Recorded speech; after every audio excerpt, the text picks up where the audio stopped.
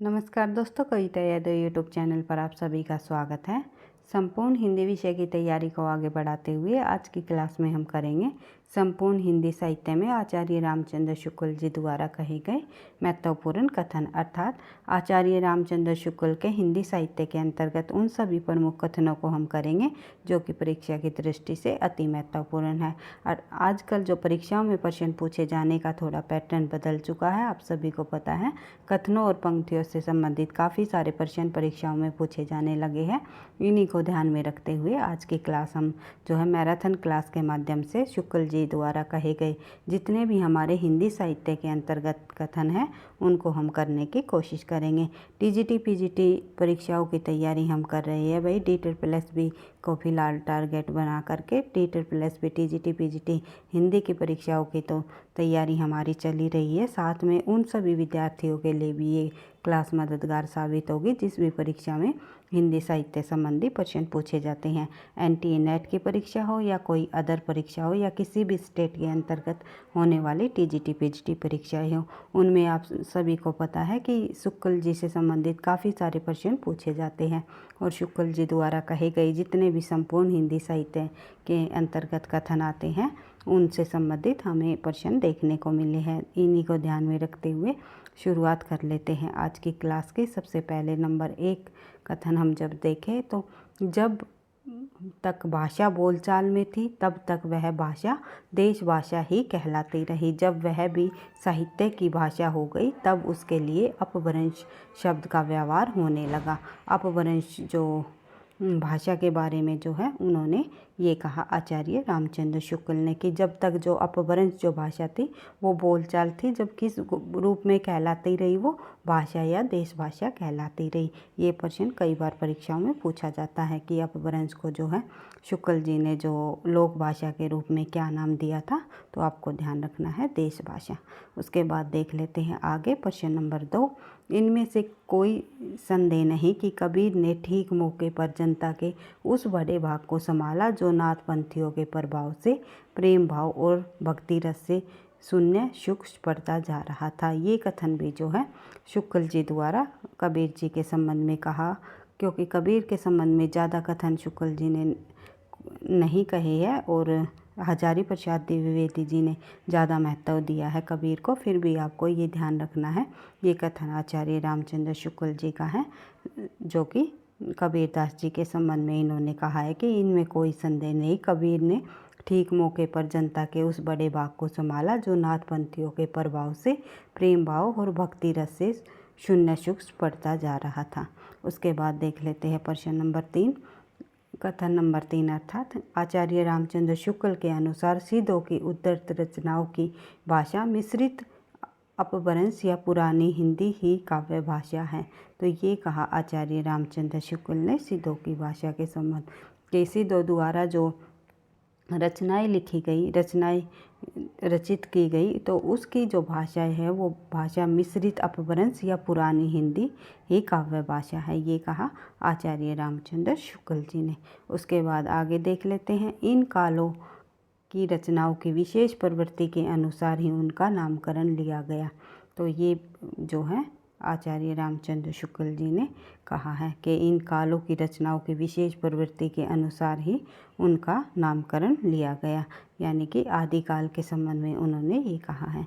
उसके बाद देख लेते हैं क्योंकि प्रवृत्ति के आधार पर आचार्य रामचंद्र शुक्ल ने हर एक काल का नाम दिया है, तो आदिकाल के अलावा जो इन कालों का मतलब यहाँ पर है हिंदी साहित्य के जितने भी हमारे काल हुए, जैसे आदिकाल, भक्ति काल या रीतिकाल या आधुनिक काल, इनका जो नाम है उन्होंने जो है शुक्ल जी ने उनके जो है प्रवृत्ति के आधार पर नामकरण किया है। तो ये आपको पता ही है। शुक्ल ने जैसे आदिकाल को उनकी प्रवृत्ति के आधार पर वीर गाथा काल कहा, भक्ति काल को उन्होंने भक्ति काल और उत्तर मध्यकाल दोहरे नामकरण की प्रवृत्तियों को अपनाया। रीतिकाल को उन्होंने जो है रीतिकाल कहा, तो जो आधुनिक काल को आचार्य रामचंद्र शुक्ल ने गद्य काल की संज्ञा दी है और साथ ही आधुनिक काल भी कहा है। तो देख लेते हैं आगे अगला प्रश्न है हमारा कथन नंबर 5। तो देख लेते हैं हिंदी साहित्य का आदिकाल संभवतः 1050 से लेकर संवत 1375 तक अर्थात महाराज भोज के समय से लेकर हमीर देव के समय के कुछ पीछे तक माना जा सकता है।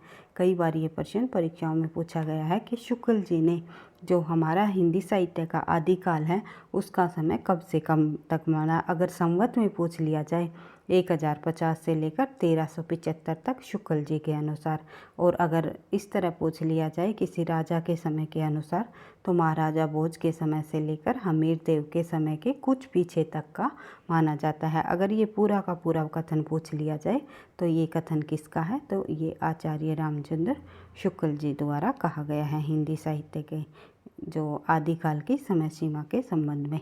आई होप आप लोगों को समझ आ रहा होगा।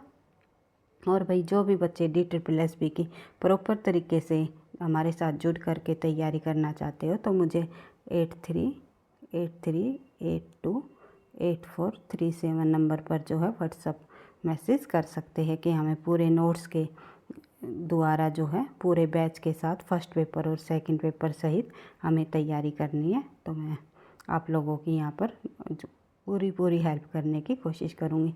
तो आप लोग जो है इस नंबर पर मुझे व्हाट्सअप मैसेज करके बता सकते हैं। तो देख लेते हैं आगे। अगला जो हमारा प्रश्न है, प्रश्न संख्या कथन नंबर 6, नाथ पंथ के जोगियों की भाषा सदुकड़ी भाषा थी। तो नाथ पंथ के जोगियों की भाषा क्या मानी जाती है, सदुकड़ी भाषा। तो ये जो है आचार्य रामचंद्र शुक्ल जी द्वारा कहा गया कथन है। वैसे कबीर की भाषा को सदुकड़ी भाषा किसने कहा, ये आप कमेंट बॉक्स में लिख करके आंसर बता सकते हो। बढ़ते हैं आगे, अगला कथन देख लेते हैं। कबीर आदि संतों के तो नाथपंथियों से जिस प्रकार साखी और बानी शब्द मिले उसी प्रकार साखी और बानी के लिए बहुत कुछ सामग्री और सदुकड़ी भाषा भी। ये भी कथन जो है रामचंद्र शुक्ल जी द्वारा कहा गया। उसके बाद देख लेते हैं आगे। वीर गीत के रूप में हमें सबसे पुरानी पुस्तक विशल देवरासो मिलती है। तो शुक्ल जी ने कहा कि वीर गीत के रूप में यानी कि सबसे पुरानी पुस्तक की बात करें तो कौन सी मिलती है, विशल देवरासो, जो कि नरपति नालय जी द्वारा रचित विशल देवरासो मानी जाती है। और जो विशल देवरासो में काव्य के अर्थ में रासायन शब्द बार बार आया, अतः हमारी समझ में इसी रासायन शब्द से होते होते रासो हो गया। ये कथन भी आपको शुक्ल जी द्वारा ही मिलेगा, क्योंकि आचार्य रामचंद्र शुक्ल जी ने जो रासायन शब्द का जो शब्द का उद्भव है, रासो शब्द का उद्भव है वो किस शब्द से माना, रासायन से माना। किसी ने रासो शब्द का उस उद्भव रासक से माना, किसी ने रास से माना, किसी ने रसिक से माना। तो शुक्ल जी के अनुसार पूछ लिया जाए तो रासायन से माना। और रासायन शब्द इन्होंने कहाँ से लिया, विशल देवरासो के काव्य के अर्थ में बार बार रासायन शब्द का प्रयोग होने के कारण ही जो है रासायन शब्द होते होते जो है रासो हो गया। ये कहा आचार्य रामचंद्र शुक्ल जी ने। आगे देख लेते हैं, बढ़ते हैं कथन नंबर 10। विशल देवरासों में आए 12 से बेहतरा का स्पष्ट अर्थ है कि 1212, यानी कि जो ये एक पंक्ति है 1200 बेहतरा विशल देवरासों के उसमें विशल देवरासो ग्रंथ में दी हुई है। तो इसमें आचार्य रामचंद्र शुक्ल जी ने क्या माना है, इसका अर्थ 1212 कि इसका जो समय है 1212 माना जाता है।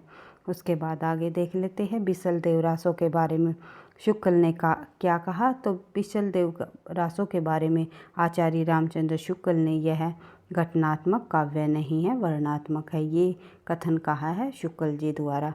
तो ये इम्पोर्टेंट कथन है, कई बार परीक्षाओं में पूछा गया है कि यह घटनात्मक काव्य नहीं है, वर्णनात्मक है। विशल देवरासो के बारे में किस विद्वान द्वारा कहा गया कथन है, या फिर जो है शुक्ल जी ने विशल देवरासो के बारे में क्या कथन कहा है। इस प्रकार जो है कथनों से संबंधित काफ़ी सारे परीक्षाओं में प्रश्न पूछे जाते हैं और इन कथनों से ही जो है प्रश्नों को भी बना दिया जाता है। आजकल जो परीक्षाओं में प्रश्न पूछे जाने का थोड़ा सा जो है पैटर्न बदल चुका है, उसी के आधार पर हमें अपनी तैयारी को आगे बढ़ाना है, क्योंकि निरंतर अभ्यास ही सफलता का राज है, ये आप सभी को पता है। तो देख लेते हैं आगे प्रश्न नंबर 12। विशल देवरासो के बारे में आचार्य रामचंद्र शुक्ल ने एक कथन और कहा है, ये भी आप देख ले सकते हो, क्योंकि परीक्षा में कोई भी कथन पूछा जा सकता है कि भाषा की परीक्षा करते देखते वह साहित्यिक नहीं राजस्थानी है। अगर भाषा की परीक्षा करके देखते हैं तो वह जो है साहित्यिक नहीं, किस प्रकार की है, राजस्थानी। उसके बाद देख लेते, क्योंकि उन्होंने क्या मानी है भाषा, राजस्थानी। बिसल देव रासो की जो भाषा है वो राजस्थानी मानी है आचार्य रामचंद्र शुक्ल जी के अनुसार। उसके बाद जो है अपभ्रंश के योग से शुद्ध राजस्थानी भाषा का जो साहित्यिक रूप था वह डिंगल कहलाया। ये कथन भी है आचार्य रामचंद्र शुक्ल जी द्वारा कहा गया कि अपभ्रंश के योग से शुद्ध राजस्थानी भाषा का जो साहित्यिक रूप है वो क्या कहलाया, डिंगल। और जो है ब्रज प्लस अपभ्रंश, ब्रज भाषा और अपभ्रंश भाषा के शुद्ध जो ब्रज भाषा के साहित्यिक रूप और अपभ्रंश भाषा को मिलाकर कौन सी भाषा बन गई, ये जो है ये बनी हमारी पिंगल। पिंगल, अगर ब्रज प्लस अपभ्रंश पूछ लिया जाए तो पिंगल भाषा बनती है, और जो है राजस्थानी प्लस जो है अपभ्रंश बोल दिया जाए तो डिंगल भाषा का विकास होता है। इस प्रकार से इन दोनों भाषाओं के संबंध में परीक्षा में हमें प्रश्न देखने को मिलता है कि अपभ्रंश और राजस्थानी के योग से कौन सी भाषा बनेगी, और या फिर ब्रज प्लस अपभ्रंश के योग से कौन सी भाषा मिलेगी। तो ब्रज प्लस अपभ्रंश मतलब बनती है हमारी पिंगल, और अपभ्रंश प्लस राजस्थानी से बनेगी डिंगल। ये प्रश्न इम्पोर्टेंट है भाई, ध्यान रखना है। उसके बाद देख लेते हैं आगे। अगला प्रश्न हमारा कथन नंबर 14। चंद बरदाई के बारे में आचार्य रामचंद्र शुक्ल ने कहा कि क्या कहा चंद बरदाई जी के संबंध में आचार्य रामचंद्र शुक्ल ने, ये हिंदी के प्रथम महाकवि माने जाते हैं और इनका पृथ्वीराज रासो हिंदी का प्रथम महाकाव्य है। क्योंकि कई बार परीक्षा में पूछा जाता है ये प्रश्न कि हिंदी का प्रथम महाकवि और प्रथम महाकाव्य आचार्य रामचंद्र शुक्ल के अनुसार कौन सा कवि रहा है और कौन सा ग्रंथ रहा है, ये प्रश्न बनते हैं। तो हिंदी का प्रथम महाकवि चंद बरदाई जी को माना शुक्ल जी ने, और प्रथम महाकाव्य पृथ्वीराज रासो को। बढ़ते हैं आगे, अगला प्रश्न देखते हैं। पृथ्वीराज रासो के बारे में आचार्य रामचंद्र शुक्ल ने कहा कि भाषा की कसौटी पर यदि ग्रंथ को कसते हैं तो और भी निराश होना पड़ता है, क्योंकि वह बिल्कुल बेठिकाने हैं, इसमें व्याकरण आदि की कोई व्यवस्था नहीं। ये कहा है पृथ्वीराज रासो के संबंध में आचार्य रामचंद्र शुक्ल जी ने। उसके बाद देख लेते हैं कथन नंबर 16। विद्यापति के पद अधिकतर श्रृंगार के ही है, इसमें नायक नायिका राधा कृष्ण है। तो ये कथन जो है आचार्य रामचंद्र शुक्ल के अनुसार दिया गया है कि अगर ये पूछ लिया जाए विद्यापति के पद अधिकतर श्रृंगार के है, इसमें नायक नायिका राधा कृष्ण है, ये कथन किसके द्वारा कहा गया, तो आचार्य रामचंद्र शुक्ल ने। विद्यापति को कृष्ण भक्तों की परंपरा में न समझना चाहिए, ये भी जो है आचार्य रामचंद्र शुक्ल जी ने कहा है। मोटे हिसाब से वीर गाथा काल महाराज हमीर के समय तक ही समझना चाहिए। ये हमने पढ़ ही लिया था ऊपर ये कथन कि समय उन्होंने जो आचार्य रामचंद्र शुक्ल ने जो आदिकाल का समय है वो 1050 से 1375 विक्रमी संवत तक माना है। और जो है अगर जो राजा महाराजाओं के हिसाब से पूछ लिया जाए, नरेशों के हिसाब से, तो हमीर रासों के समय से समझना चाहिए। उसके बाद देख लेते हैं आगे हमारा कथन नंबर है 19। कबीर ने अपनी झाड़ फटकार के द्वारा हिंदुओं और मुसलमानों की कट्टरता को दूर करने का जो प्रयास किया है वह अधिकतर चिढ़ाने वाला सिद्ध हुआ और हृदय को स्पर्श करने वाला नहीं। तो ये कथन जो है आचार्य रामचंद्र शुक्ल जी द्वारा कहा गया कि कबीर ने अपनी झाड़ फटकार के द्वारा हिंदुओं और मुसलमानों की कट्टरता को दूर करने का जो प्रयास किया वह अधिकतर चिढ़ाने वाला सिद्ध हुआ, हृदय को स्पर्श करने वाला नहीं। तो यहाँ पर जो है आचार्य शुक्ल ने यहाँ बता ही दिया वे कबीर को किस प्रकार का जो है कवि मानते थे। तो देख लेते हैं आगे। अगला जो हमारा कथन है, विलक्षण बात यह है कि आधुनिक गद्य साहित्य की परंपरा का परिवर्तन नाटक से हुआ। तो ये कथन कहा है आचार्य रामचंद्र शुक्ल ने कि विलक्षण बात यह है कि आधुनिक जो गद्य परंपरा का जो साहित्य परंपरा का परिवर्तन है वो नाटक से किसने माना, या ये पूछा जा सकता है आधुनिक गद्य साहित्य परंपरा का परिवर्तन नाटक से किसने माना, नाटक विधा से किसने माना, तो रामचंद्र शुक्ल ने। तो ये कथन पूछ लिया जाए, शुक्ल जी का है। उसके बाद देख लेते हैं आगे। कबीर ने अपनी जाड़ फटकार के द्वारा हिंदुओं और मुसलमानों की कट्टरता को दूर करने का जो प्रयास किया वह अधिकतर चिढ़ाने वाला सिद्ध हुआ, हृदय को स्पर्श करने वाला नहीं। ये हम पढ़ चुके हैं, शुक्ल जी ने कहा। उसके बाद इस कहानी के द्वारा कवि ने प्रेम मार्ग के त्याग और कष्ट का निरूपण करके जो साधक के भगवत प्रेम का स्वरूप दिखाया है। कुतुबुनकृत मर्गावती के बारे में कहा। तो आचार्य रामचंद्र शुक्ल द्वारा ये कहा गया कथन है। तो अगर ये पूछ लिया जाए ये किस कहानी के संबंध में कहा है, तो कुतुबुनकृत मर्गावती कहानी, जो कि सूफी परंपरा की कहानी, सूफी काव्य रचना है कुतुबुन जी की। तो मर्गावती जो कि नायिका प्रधान जो ये सूफियों की कहानियाँ हैं नायिकाओं के नाम पर रखी गई हैं। तो इनके संबंध में आचार्य रामचंद्र शुक्ल ने कहा है कि इस कहानी के द्वारा कवि ने प्रेम मार्ग को त्याग और कष्ट का निरूपण करके साधक के भगवत प्रेम का स्वरूप दिखाया है। ये कहा आचार्य रामचंद्र शुक्ल ने, जो है मर्गावती कहानी के संबंध में। उसके बाद देख लेते हैं आगे। आचार्य रामचंद्र शुक्ल के अनुसार मलिक मोहम्मद जायसी के गुरु शेख मोहिउद्दीन माने जाते हैं। शेख मोहिउद्दीन माने जाते हैं। उसके बाद देख लेते हैं आगे। अगला प्रश्न हमारा, प्रेम गाथा की परंपरा में पद्मावत सबसे प्रौढ़ व सरस है। ये आपको ध्यान रखना है। उसके बाद देख लेते हैं, यही प्रेम मार्गी सूफी कवियों की प्रचुरता की समाप्ति समझनी चाहिए। शेख नबी के संबंध में इन्होंने कहा है कि प्रेम मार्गी सूफी कवियों की प्रचुरता की समाप्ति समझनी चाहिए। किस कवि के बारे में ये कहा है, किस कवि के संबंध में? शेख नबी के समय में, कि शेख नबी की जो रचनाओं को ही जो है प्रेम मार्गी सूफी कवियों की प्रचुरता की समाप्ति माननी चाहिए। ये प्रश्न पूछा जाता है, रामचंद्र शुक्ल ने किससे सूफी प्रेम मार्गी जो सूफी कवियों की प्रचुरता की समाप्ति मानी है या सूफियों रचनाओं की समाप्ति मानी है? तो शेख नबी की रचनाओं से। बढ़ते हैं आगे। अगला प्रश्न हमारा, सूफी आख्यान काव्यों की अखंड परंपरा की यही समाप्ति मानी जा सकती है। नूर मोहम्मद कृत अनुराग बासरू के बारे में इन्होंने कहा है, सूफी आख्यान काव्यों की अखंडित परंपरा की समाप्ति किसके मानी? तो मानी नूर मोहम्मद द्वारा कृत अनुराग बांसुरी से, आचार्य रामचंद्र शुक्ल जी के अनुसार। उसके बाद देखते हैं, यद्यपि यह छोटा है पर इसकी रचना बहुत सरस और हृदयग्राहिणी है और कवि की भावुकता का परिचय देती है। नरोत्तम दास कृत सुदामा चरित के बारे में इन्होंने कहा। ये थोड़ा टाइपिंग मिस्टेक है भाई, कि यह छोटा ग्रंथ, यद्यपि यह छोटा है पर इसकी रचना बहुत सरस व हृदयग्राहिणी है। किसके संबंध में आचार्य रामचंद्र शुक्ल ने कहा है? तो नरोत्तम दास जी द्वारा कृत सुदामा चरित के बारे में इन्होंने कहा है। उसके बाद देख लेते हैं आगे। नूर मोहम्मद को हिंदी भाषा में कविता करने के कारण जगह जगह इसका सबूत देना पड़ता है कि वे इस्लाम के पक्के अनुयायी थे। जो ये कथन भी जो है आचार्य रामचंद्र शुक्ल जी द्वारा कहा गया। और सूरदास के बारे में शुक्ल ने क्या कहा? वात्सल्य के क्षेत्र में जितना अधिक उद्घाटन सूर ने अपनी बंद आँखों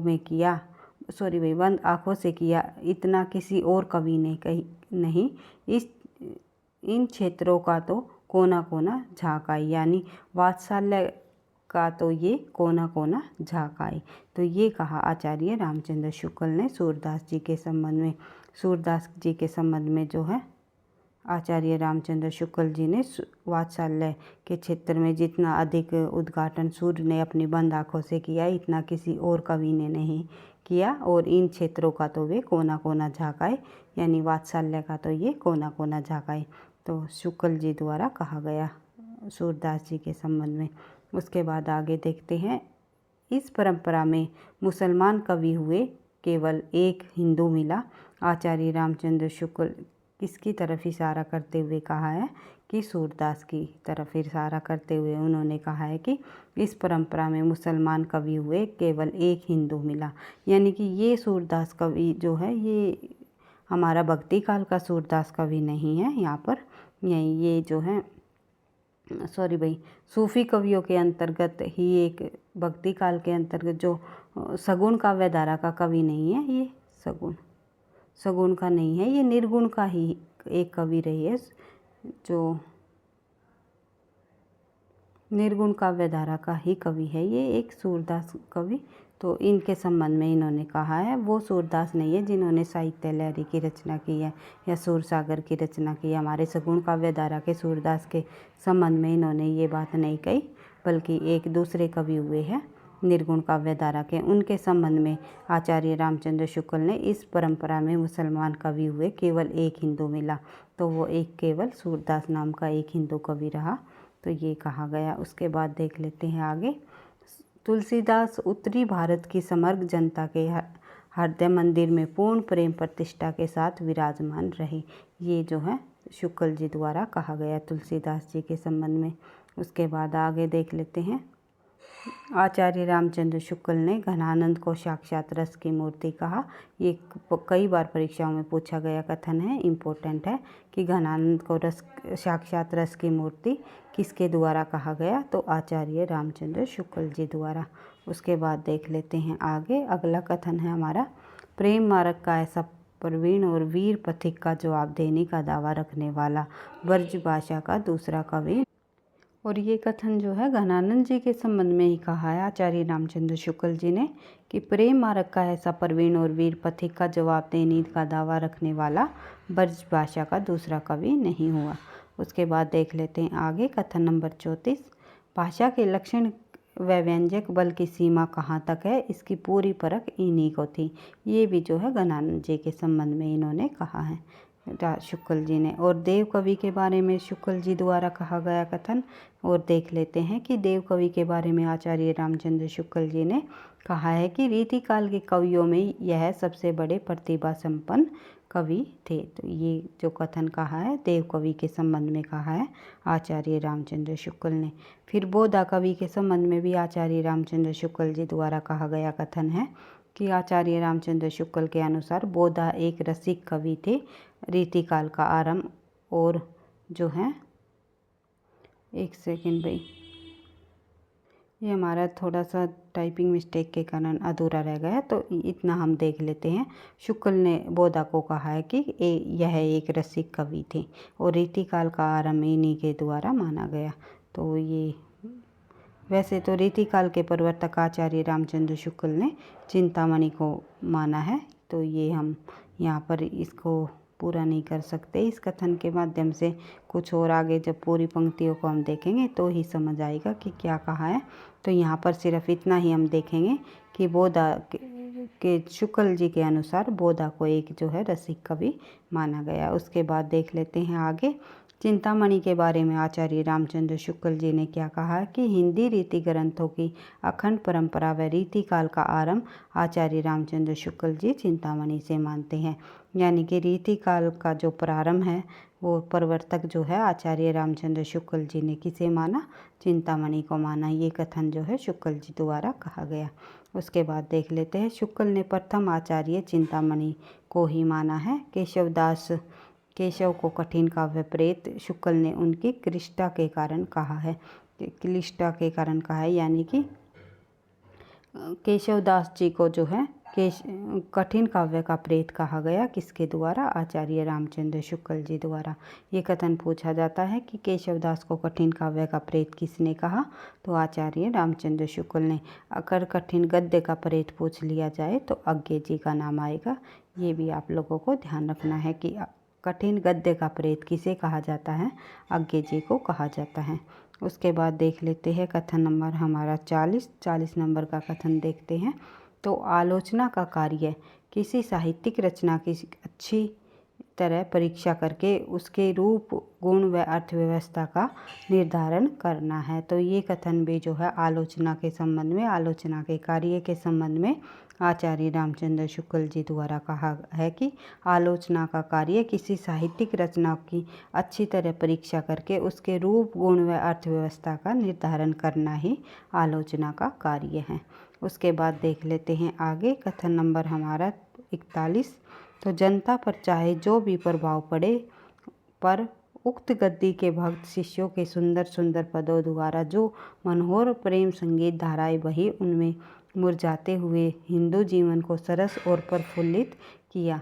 श्री वल्लभाचार्य जी के लिए ये जो है वल्लभाचार्य जी के संबंध में आचार्य रामचंद्र शुक्ल जी द्वारा वल्लभाचार्य के पदों के संबंध में इन्होंने कहा है। उसके बाद बात करें आगे कथन नंबर 42। सूर की बड़ी भारी विशेषता है नवीन प्रसंगों की उद्भावना। सूरदास जी के संबंध में आचार्य रामचंद्र शुक्ल ने उनकी विशेषता के संबंध में बताया है कि नवीन प्रसंगों की उद्भावना ही सूर की बड़ी भारी विशेषता है। उसके बाद देख लेते हैं आगे अगला जो हमारा कथन है 43 ये बड़े भारी कृष्ण भक्त और गोस्वामी विठलनाथ जी के बड़े कृपा पात्र शिष्य थे। रसखान के संबंध में आचार्य रामचंद्र शुक्ल ने कहा, किसके संबंध में कहा कि ये बड़े भारी कृष्ण भक्त और स्वामी विठलनाथ के बड़े कृपा पात्र शिष्य थे, ये रसखान जी के संबंध में कहा है। और ये कथन कई बार परीक्षाओं में पूछा भी गया है, तो आपको ध्यान रखना है रसखान जी के संबंध में आचार्य रामचंद्र शुक्ल जी द्वारा कहा गया कथन। उसके बाद आगे देखते हैं इन भक्तों का हमारे साहित्य पर बड़ा भारी उपकार है, कृष्ण भक्त कवियों के लिए इन्होंने कहा है। उसके बाद देख लेते हैं आगे आचार्य रामचंद्र शुक्ल। उसके बाद बढ़ते हैं आगे आचार्य रामचंद्र शुक्ल ने केशव को भक्ति काल में सम्मिलित किया। तो आचार्य रामचंद्र शुक्ल ने केशवदास को भक्ति काल का ही कवि माना है, रीतिकाल का नहीं माना है। तो शुक्ल के अनुसार चिंतामणि जी को रीतिकाल का प्रवर्तक माना गया है। वैसे केशवदास जी जो है रीतिकाल के प्रमुख कवि माने जाते हैं, रीतिकाल के प्रवर्तक माने जाते हैं, लेकिन शुक्ल ने केशवदास को भक्ति काल में ही सम्मिलित किया है, उन्होंने रीतिकाल के अंतर्गत नहीं रखा है। वैसे रीतिकाल के प्रवर्तक के रूप में हम जो है केशवदास जी को जानते हैं। और केशवदास जी ने ऐसा नहीं है केवल भक्ति काल के अंतर्गत रचनाएं की है, केवल रीतिकाल के अंतर्गत रचनाएं की है। इन्होंने जो है दोनों कालों के अंतर्गत अपनी रचनाएं की है, भक्ति काल और जो है रीतिकाल दोनों कालों में रचनाएं की हैं। बढ़ते हैं आगे देख लेते हैं अगला जो कथन है हमारा वो है रामचरितमानस को लोगों के हृदय का हार कहा है आचार्य रामचंद्र शुक्ल ने। रामचरितमानस को क्या कहा है? लोगों के हृदय का हार। किसके द्वारा कहा गया? आचार्य रामचंद्र शुक्ल जी द्वारा। उसके बाद अगला देख लेते हैं भाई, गोस्वामी की भक्ति पद्धति की सबसे बड़ी विशेषता उनकी स्वांग पूर्णता है। सर्वांग पूर्णता जो है उनकी गोस्वामी जी की भक्ति की सबसे बड़ी विशेषता मानी है आचार्य रामचंद्र शुक्ल जी ने। उसके बाद आगे देखते हैं रामचरितमानस में तुलसी केवल कवि के रूप में नहीं उपदेशक के रूप में भी सामने आते हैं। शुक्ल ने तुलसीदास जी की जो रामचरितमानस रचना है उसके बारे में कहा है कि तुलसीदास जी ने केवल रामचरितमानस एक कवि के रूप में ही इनकी रचना नहीं की, बल्कि एक जो है समाज सुधारक उपदेशक के रूप में भी ये जो है तुलसीदास जी सामने आए हैं। उसके बाद देख लेते हैं आगे अगला कथन है हमारा प्रेम और श्रृंगार का ऐसा वर्णन जो बिना किसी लज्जा और संकोच के सबके सामने पढ़ा जा सके, गोस्वामी जी का ये तुलसीदास जी के लिए इन्होंने कहा है। उसके बाद देख लेते हैं आगे, हम निसंकोच यह कह सकते हैं कि यह एक कवि ही हिंदी के प्रौढ़ साहित्यिक भाषा सिद्ध करने वाले कवि हुए हैं। राम प्रसाद निरंजन जी के संबंध में इन्होंने कहा है, जो कि हिंदी गद्य के प्रौढ़ लेखक माने हैं आचार्य रामचंद्र शुक्ल ने राम प्रसाद निरंजन जी को, कि हम निसंकोच ही कह सकते हैं कि यह कवि ही हिंदी के प्रौढ़ साहित्यिक भाषा सिद्ध करने के लिए काफ़ी है। कि ये प्रश्न कई बार परीक्षा में पूछा जाता है। शुक्ल जी के अनुसार हिंदी का प्रौढ़ लेखक कौन माना गद्य का हिंदी गद्य का प्रौढ़ लेखक कौन माना जाता है? तो ये माना गया है राम प्रसाद निरंजनी जी को। उसके बाद देख लेते हैं आगे अगला जो कथन है हमारा, कथन नंबर 51। वैर क्रोध का आचार या मुरब्बा है, आचार आएगा भैया, ये टाइपिंग मिस्टेक है। वैर क्रोध का आचार या मुरब्बा है, तो ये कहा है आचार्य रामचंद्र शुक्ल जी ने। इस वेदना को लेकर उन्होंने हृदय की ऐसी अनुभूतियाँ सामने रखी जो लोकोत्तर, कहाँ तक वे वास्तविक अनुभूतियाँ और कहाँ तक अनुभूतियों की रमणीय कल्पना, यह नहीं कहा जा सकता। आचार्य रामचंद्र शुक्ल ने महादेवी वर्मा जी के संबंध में कहा है। जहाँ वेदना की बात आ जाए तो महादेवी वर्मा जी का कथन शुक्ल जी द्वारा कहा गया। उसके बाद बात करें आगे, अगला कथन है इनकी रहस्यवादी रचनाओं को देख चाहे तो यह कह सकते हैं, देखकर अगर हम चाहे तो यह कह सकते हैं कि इनकी मधु वर्षा के मानस प्रचार के लिए रहस्यवाद का पर्दा मिल गया, अथवा यो कहे तो इनकी सारी परिणानुभूति ससीम से कूदकर असीम पर जा गिरी। ये कहा है जयशंकर प्रसाद जी के बारे में जो है आचार्य रामचंद्र शुक्ल जी ने। उसके बाद देख लेते हैं आगे अगला जो कथन है, कबीर की अपेक्षा खुसरो का ध्यान जो है भाषा की ओर अधिक था। खुसरो का ध्यान जो है बोलचाल की भाषा की ओर अधिक था। भैया ऐसे आएगा, बोलचाल की भाषा की ओर अधिक था। ये शायद थोड़ा टाइपिंग मिस्टेक के कारण रह गया। तो ये जो कथन है आचार्य रामचंद्र शुक्ल जी ने कहा है, कबीर की अपेक्षा खुसरो का ध्यान बोलचाल की भाषा की ओर अधिक था। ये जो है आचार्य रामचंद्र शुक्ल जी द्वारा खुसरो के संबंध में कहा गया, खुसरो की भाषा के संबंध में। उसके बाद देख लेते हैं, जायसी के श्रृंगार में मानसिक पक्ष प्रधान है, शारीरिक गुण। जो जायसी है सूफी कवि, जो सूफी प्रेमाख्यान कवि जायसी जी के श्रृंगार में जो है मानसिक प्रधान है, शारीरिक गुण है। तो ये कहा आचार्य रामचंद्र शुक्ल जी ने। उसके बाद देख लेते हैं आगे, इनमें कोई संदेह नहीं कबीर को राम नाम रामानंद से प्राप्त हुआ, आगे चलकर कबीर के रामानंद से भिन्न हो गई। ये कथन भी जो है शुक्ल जी द्वारा कहा गया कबीर दास जी के संबंध में। उसके बाद आगे देखते हैं, इनकी भाषा ललित और अनुप्रास थी। चिंतामणि त्रिपाठी के बारे में जो है आचार्य रामचंद्र शुक्ल ने ये कथन कहा है। इनका सच्चा कवि हृदय था। मतीराम के संबंध में ये कहा है कि इनका जो सच्चा कवि हृदय था, किसके संबंध में शुक्ल जी द्वारा कहा गया ये पूछा जा सकता है। तो मतीराम के संबंध में, जो कि रीतिकाल के कवि हुए हैं। बढ़ते हैं आगे, अगला कथन देखते हैं, रीतिकाल के प्रतिनिधि कवियों में पद्माकर को छोड़कर किसी कवि में मतीराम की सी चलती भाषा और सरल व्यंजना नहीं मिलती। ये जो है रामचंद्र शुक्ल जी ने जो है मतीराम की भाषा के बारे में ये कहा है। उसके बाद पद्माकर को छोड़कर जो है किसी कवि में मतीराम की भाषा जैसी जो चलती व सरल व्यंजना नहीं मिलती, शुक्ल जी द्वारा कहा गया है ये कथन है। उसके बाद देखते हैं आगे, जो भूषण कवि हुए हैं हमारे रीतिकाल के अंतर्गत, जो एकमात्र वीरता परक जो कवि हुए हैं भूषण जी, उनके संबंध में आचार्य रामचंद्र शुक्ल ने कहा है कि उनके प्रति भक्ति और सम्मान की प्रतिष्ठा हिंदू जनता के हृदय में उस समय थी और आगे भी जो बराबर बनी रही या बढ़ती गई। ये कथन जो है भूषण जी के संबंध में आचार्य रामचंद्र शुक्ल ने कहा है। और भूषण के वीर रस के उद्धार सारी जनता के हृदय की समाप्ति हुई। ये कथन भी जो है शुक्ल जी द्वारा भूषण के संबंध में कहा गया। उसके बाद, इसकी रचना और जनता का हृदय स्वीकार करेगा, इसकी रचना को जनता का हृदय स्वीकार करेगा, उस कवि की कीर्ति तब तक बराबर बनी रहेगी जब तक स्वीकृति बनी रहेगी। तो ये भी कथन जो है शुक्ल जी द्वारा कहा गया। उसके बाद भूषण जी के संबंध में ही कहा है भाई, अगर ये पूछ लिया जाए किस कवि के संबंध में है तो भूषण के संबंध में है। तो शिवाजी और 76 साल की वीरता का वर्णनों का कोई कवियों की झूठी खुशामद नहीं कह सकता। ये कवि भी जो है भाई, ये कथन भी जो है भूषण जी के संबंध में आचार्य रामचंद्र शुक्ल ने कहा है कि शिवाजी और 76 साल की वीरता का वर्णनों का कोई कवि कि झूठी खुशामद नहीं कह सकता, ये कहा है शुक्ल जी द्वारा। उसके बाद वे हिंदू जाति के प्रतिनिधि कवि है। कई बार परीक्षाओं में पूछा जाता है कि हिंदू जाति का प्रतिनिधि कवि किसे कहा गया है या किसे माना जाता है, तो ये माना जाता है भूषण को। और किसके द्वारा माना गया है? आचार्य रामचंद्र शुक्ल जी द्वारा। उसके बाद देखते हैं आगे।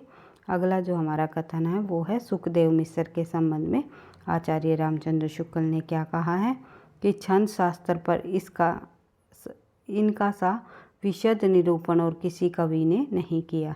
छंद शास्त्र पर इनका सा विशद निरूपण जो है किसी और कवि ने नहीं किया, सुखदेव मिश्र के संबंध में आचार्य रामचंद्र शुक्ल जी ने कहा है। फिर देव कवि के संबंध में आचार्य रामचंद्र शुक्ल जी क्या कहते हैं? ये आचार्य और कवि दोनों रूपों में हमारे सामने आते हैं, अर्थात आचार्य और कवि जो है दोनों रूपों में हमारे सामने आते हैं। किस कवि के संबंध में आचार्य रामचंद्र शुक्ल ने कहा है? तो देव कवि के संबंध में इन्होंने कहा है। उसके बाद आगे देखते हैं। कविता शक्ति और मौलिकता देव में खूब थी, पर उनके सम्यक संपूर्ण में उनकी रुचि विशेष प्राय बाधक हुई। ये कथन जो है आचार्य रामचंद्र शुक्ल ने देव कवि के संबंध में कहा है। उसके बाद देखते हैं आगे। रीतिकाल के कवियों में ये बड़े प्रलभ और संपन्न प्रतिभा संपन्न कवि माने जा रहे हैं और इसमें कोई संदेह नहीं। तो ये जो कथन है देव कवि के संबंध में इन्होंने कहा है आचार्य रामचंद्र शुक्ल ने कि रीतिकाल के कवियों में बड़े ही प्रलभ और प्रतिभा संपन्न कवि थे, इसमें संदेह नहीं। ये कथन भी जो है देव कवि के संबंध में आचार्य रामचंद्र शुक्ल जी द्वारा कहा गया।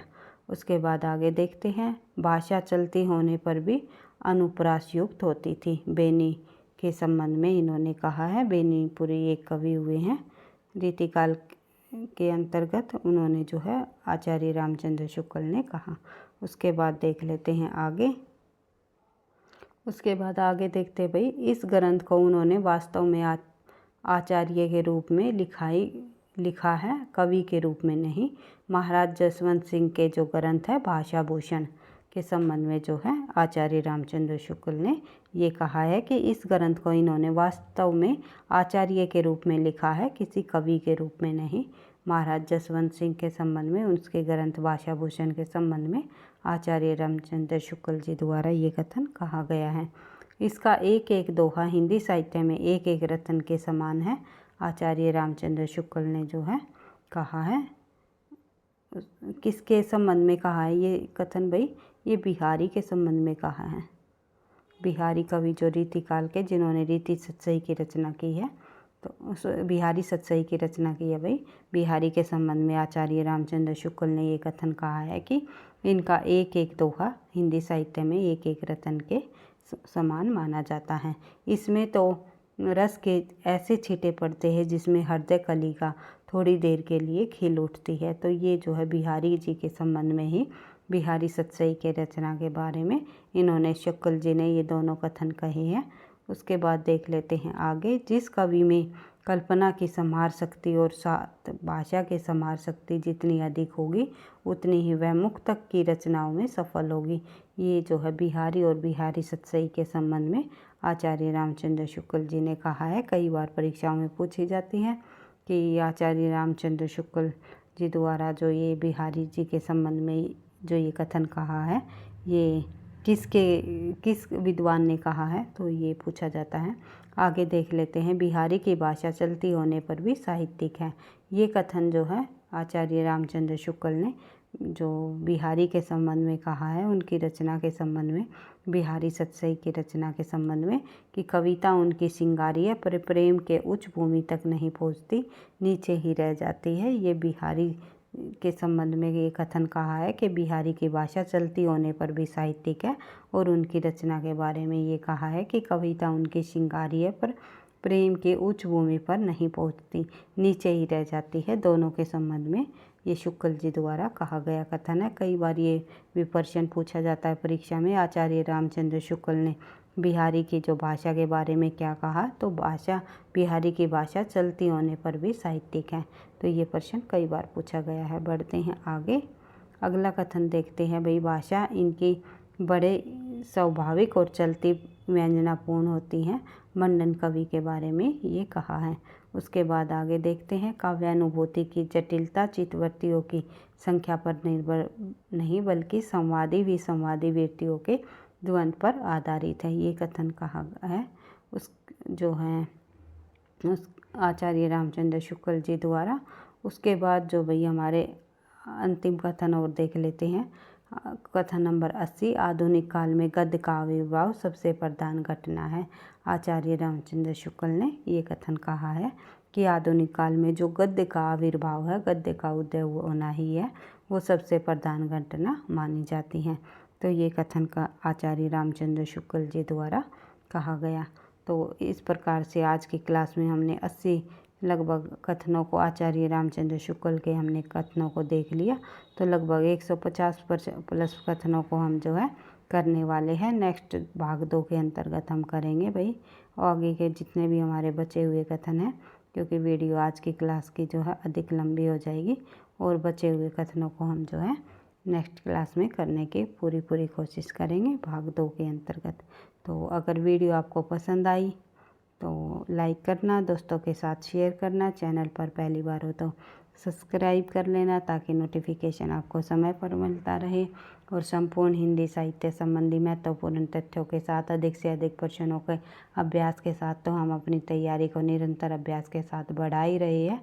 साथ ही जो बच्चे DSSB की प्रॉपर तरीके से अगर TGT PGT एग्ज़ाम की तैयारी करना चाहते हैं तो 8383 एक बार फिर से मैं आपको नंबर बता देती हूँ, 8383828437 नंबर पर मुझे जो है व्हाट्सएप मैसेज करके बता सकते हैं आप किस एग्ज़ाम की तैयारी कर रहे हो। और अगर प्रॉपर तरीके से आप जुड़ करके विद नोट्सों के साथ आप करना चाहते हो तो मैं आप लोगों की यहाँ पर हेल्प करने की पूरी कोशिश करूँगी। पढ़ते रहना, आगे बढ़ते रहना। थैंक यू, धन्यवाद।